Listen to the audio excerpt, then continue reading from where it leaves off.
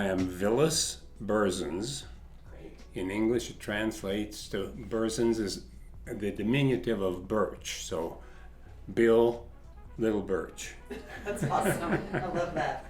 Well, it was kind of a circuitous route. My wife and I have known each other since we were in junior high school in Colorado Springs, and then went on to to Colorado Springs High School. The last year that it was Colorado Springs High School, and then it became Palmer, and she was the first girl to be student body president. Then we went on to Colorado College for a couple of years, and I couldn't afford to stay there, and she had an opportunity because her father had moved to Alabama, and his mother-in-law was one of the librarians at Huntington College, and she could go to school there for a lot less money than Colorado College. Well, when I went back to the East Coast, I was going to understudy my uncle that has a famous stained glass studio in Reading, Pennsylvania, but we didn't get along, so that didn't last long, but what I did experience was terrific. But I went to work in New Brunswick, New Jersey, doing window displays for E.J. Corvette, and got so bored that I called my brother, who had also come to Pennsylvania, and I said, let's go down to Alabama. I want to visit Mary Lee. So we ended up down there, and of course, it's a different world, although I had been there with her at Christmas time to meet her dad. So anyhow, we decided that Mary Lee's dad worked as a purchasing agent for Kershaw, the world's largest manufacturer of railroad maintenance equipment, and he was a purchasing agent.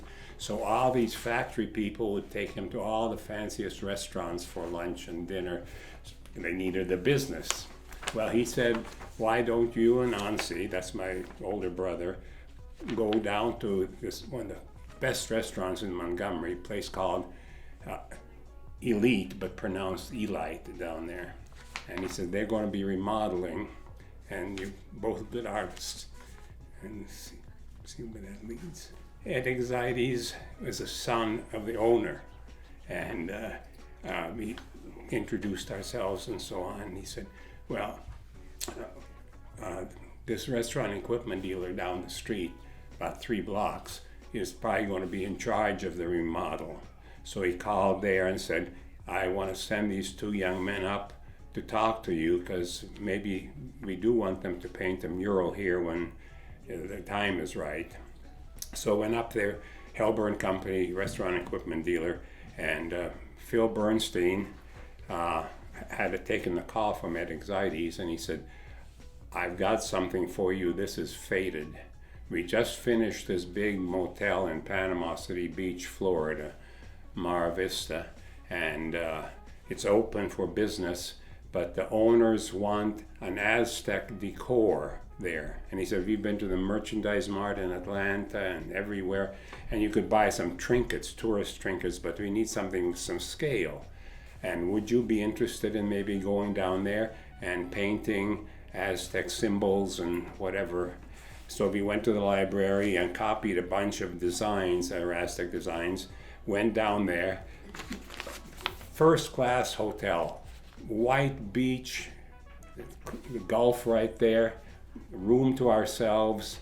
We became kind of a tourist attraction. Even painted some stuff on, how to have the ice makers in the halls, because they wanted to keep us there. So anyway, then back to Montgomery, and couldn't find something that kind of fit us. So I said, I'm going to go to this other equipment dealer, Goodwin Brothers, and see if maybe we can generate some business with them. So I went there and explained who we were, and on the way out, this man comes toward me from the front door, and he says, are you the artists that were at Helber & Company? I said, yes. He said, well, I talked to Phil Bernstein, and he said that you've also got abilities not only in art, but that you can do drafting and can do something that's pretty rare, and that is to project perspectives. And I said, yes, my father was an architect. He didn't practice stateside, so he came to the United States in 1950, and he was so used to the metrics that the foot-pound system was foreign, so he became an animator at Alexander Film Company. But he taught me how to project perspectives. And Joe says, I want to talk to you. So my brother and I went to talk to him, and he said, one of the things that the restaurant industry needs, because this cabinet shop that he owned primarily serviced restaurant equipment dealers with cabinetry, bars, back bars, wait stations, that kind of, and millwork. And he said, what is needed is most people don't know how to read plans. And if you're a restaurateur and you want to get investors, he said, you can show them plans and it won't make any sense to them. So he said, now if you can do a rendering of, let's say, the bar, and I'll show you an example there, then they can picture themselves in that environment. And it's a lot easier for them to invest in. So it's kind of like eye candy. And it took off like a rocket. I'd be in Mobile one day, and I'd be in Birmingham the next day, or in Mississippi or whatever, to take a look at these facilities and then go back to United Fixture Company and draw it up. And the equipment dealer usually had somebody that could lay out the kitchen equipment. But Joe Stubblefield, the owner of the company, had worked in Jackson, Mississippi as a salesman in a restaurant equipment house. So he taught me all about it. And so anyway, that's how I got started in the business. And each one was different because it was in a different area or whatever else. And I got to see operations that these people had, whether it was in New Orleans or, but when Marilee and I got married, her last year at Huntington, we both kind of missed Colorado. So we asked for leave of absence and moved back to Colorado because I had a friend that asked me if I would do the figures for this historical West Wax Museum and help him with that. So we spent 2 years doing the figures and Marilee inserting the hair and the false eyes and all that. And the place was a success, but it was done so quickly that my partners said, we'll redo it. Well, it was doing well enough where I said, no, we won't. So they bought me out, and the phone had been ringing weekly from Montgomery, Alabama. Vilis, come on back, come on back. So we went back and kind of settled in. And then when Joe Stubblefield passed away and the company was sold, we moved back to Colorado in, I think it was 69. And I said, I'm going to meet all the dealers here, and our factory rep here and in Arizona introduced me to a lot of the companies like Carson's and Restaurant Equipment,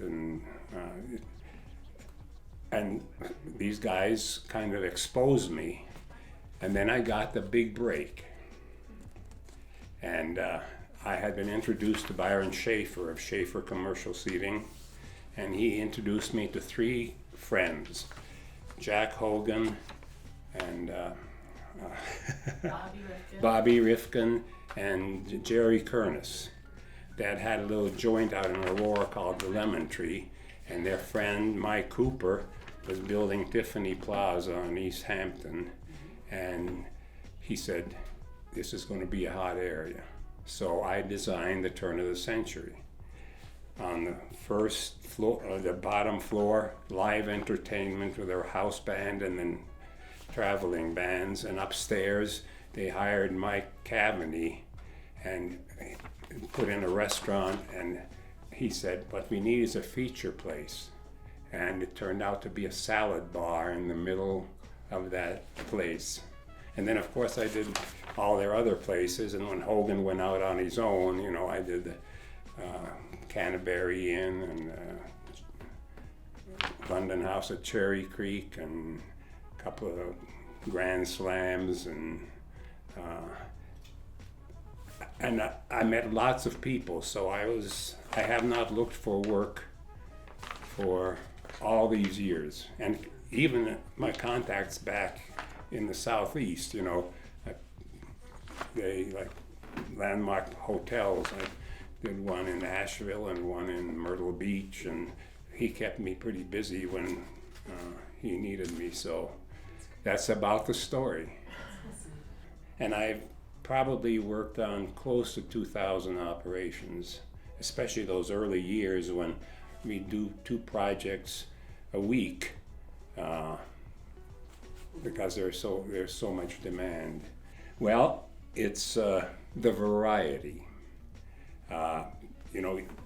Although I've worked for chains, I've done Holiday Inns and Ramadas and so on, I enjoy the variety of independent operators, new concepts, and of course the whole thing is changing. For so long you just had mom and pop operations, and then you had all the chains and so on, and then just individuals that were good restaurateurs. And what has surprised you most in your time doing this? The overbuild in the industry, because it is, especially like in Colorado, Fort Collins, Denver, Colorado Springs, they've got twice as many restaurants per capita as in other parts, and but they have the madness, and the people keep building them. Right now I'm redoing 2 of our sons' restaurants and putting together a new concept that's going to be from the ground up.